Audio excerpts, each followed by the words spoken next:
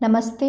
इस वीडियो में आप जानेंगे कि किस प्रकार एएनएम अपने एप्लीकेशन में ऑन सेशन यानी एमसीएचएन सत्र पर पंजीकृत गर्भवती महिलाओं का एएनसी चेकअप कर सकती हैं। तो यह एप्लीकेशन का एमसीएचएन सत्र का ऑन सेशन होम पेज है। यहाँ आपको जहाँ लिखा है ड्यू एएनसी केसेस, आपको इस पर क्लिक करना है। इस पेज पर आपको 3 तरह की लिस्ट दिखाई देगी। पहला है एएनसी केसेस। इस सूची में आपको सभी पंजीकृत गर्भवती महिलाएं दिखेगी। दूसरा है एएनसी 8 माह प्लस। इस लिस्ट में आपको वे गर्भवती महिलाएं दिखेगी जिनकी गर्भावस्था की अवधि 32 सप्ताह से ज़्यादा की होगी। तीसरा है एएनसी ईडीडी प्लस।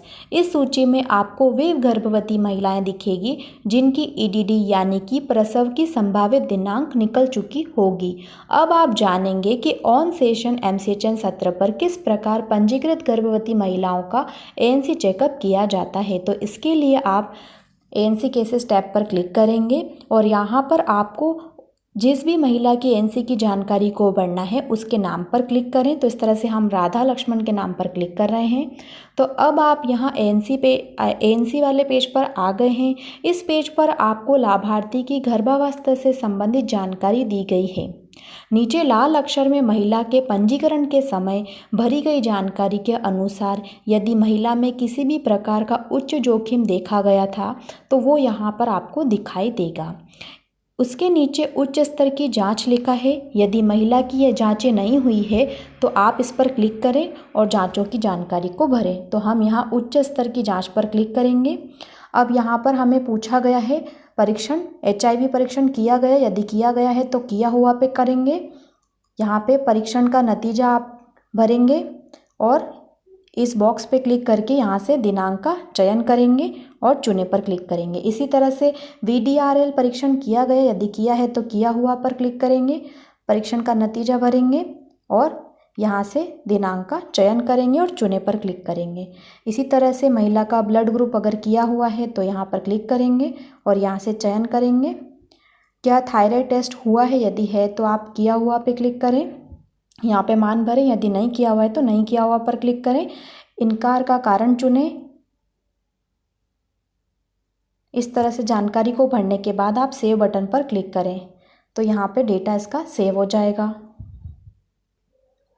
अब नीचे लिखा है एएनसी फर्स्ट, यानी कि एएनसी करने के लिए आपको इस पर क्लिक करना होगा। तो आप इस पर क्लिक करेंगे। यहाँ से आप गर्भवती महिला का टेस्ट करते हुए एएनसी की पूरी पूछी गई जानकारी को भरेंगे। तो अब आप तापमान का मान पूछा गया है तो इस तरह से आप तापमान का मान भरेंगे। अगर नहीं हुआ है तो नहीं हुआ पे क्लिक करें।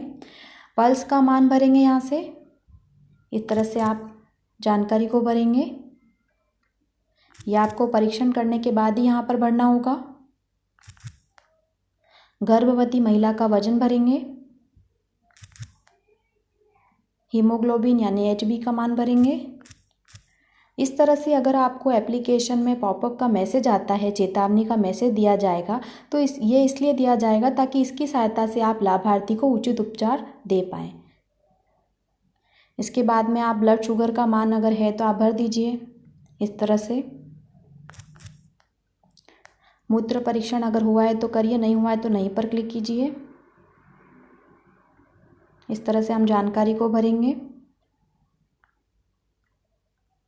आगे बढ़े पर क्लिक करेंगे। जानकारी भरने के बाद यहाँ पर आपको टीकाकरण का विवरण पूछा गया है तो आप यहाँ पर अगर TT1 या TT बूस्टर में से जिसके लिए महिला योग्य हो उसकी जानकारी भरेंगे, वैक्सीन की दिनांक भरेंगे और चुने पर क्लिक करेंगे। इस तरह से भर देने के बाद अब आप आगे बढ़े पर क्लिक करें। यहाँ पर आपको दवाइयों का विवरण पूछा गया है। अगर आपने IFA टैबलेट दी है तो दिया हुआ पर क्लिक करेंगे। गोलियों की संख्या लिखनी है इस प्रकार। कैल्शियम की टैबलेट दिया है तो दिए पर क्लिक करेंगे और इस तरह से गोलियों की संख्या लिखें और आगे बढ़े पर क्लिक करें। अब आता है उच्च जोखिम के लक्षण। यहाँ पर अगर आपको महिला के अतिरिक्त हाई रिस्क के कोई लक्षण है तो आप हाँ पर क्लिक कीजिए और दी गई लिस्ट में से आप उसका चयन कीजिए। एक से ज़्यादा का भी आप एक साथ चयन कर सकते हैं और आगे बढ़े पर क्लिक करें। टीबी के लक्षण मौजूद है तो आप हाँ पर क्लिक करें, अन्यथा नहीं पर क्लिक करें। यदि मलेरिया के लक्षण मौजूद है तो आप हाँ पर क्लिक करें, अन्यथा नहीं पर क्लिक करें और आगे बढ़े पर क्लिक करें। इस तरह से आप व्यक्ति के सारांश पेज पर आ जाएंगे, जहाँ पे गर्भावस्था की अवधि के साथ में ईडीडी बताई गई है और पुरानी बीमारियों का इतिहास आप देख पाएंगे। इसी के साथ में जो आपने एएनसी की जांच अभी की है उसके उच्च जोखिम के लक्षण भी आपको यहाँ पर दिखाई देंगे, आप देख सकते हैं। साथ ही चिकित्सीय सुझाव भी आप देख पाएंगे और आपको आगे बढ़े पर क्लिक करना है। यहाँ पर आप जो भी जानकारी आपने भरी है, यदि उसके आधार पर महिला को एएनसी चेकअप के आधार पर यदि महिला को उच्च संस्था में रेफ़र की आवश्यकता है तो आप यहाँ जानकारी को भरेंगे। तो इस तरह से हम हाँ करते हैं संस्था का, अगर हम नहीं करते हैं तो हमसे कोई जानकारी नहीं पूछी जाएगी। यदि हम हाँ करेंगे तो संस्था का प्रकार हमको यहाँ से चयन करना होगा और इस तरह से आप भरेंगे। अब पूछा है रेफ़र करने का कारण चुनें, तो यहाँ से आप कारण को चुन पाएंगे। इस तरह से एक से ज़्यादा कारण जो भी आपके रहे हैं उन सभी को चुन पाएंगे इस तरह से। फिर आता है आपके साथ अगले हफ्ते में रेफरल संस्था कौन जा सकते हैं, तो आप यहाँ से चयन कर पाएंगे और सेव बटन पर क्लिक करें। तो इस प्रकार से आप इस महिला की एएनसी कर चुके हैं और इसी प्रकार से आप एमसीएचएन सत्र पर आई हुई गर्भवती महिलाओं की एएनसी कर पाएंगी और अगली एएनसी का समय होने पर आप इसी तरह एएनसी की जानकारी को भर पाएंगी। धन्यवाद।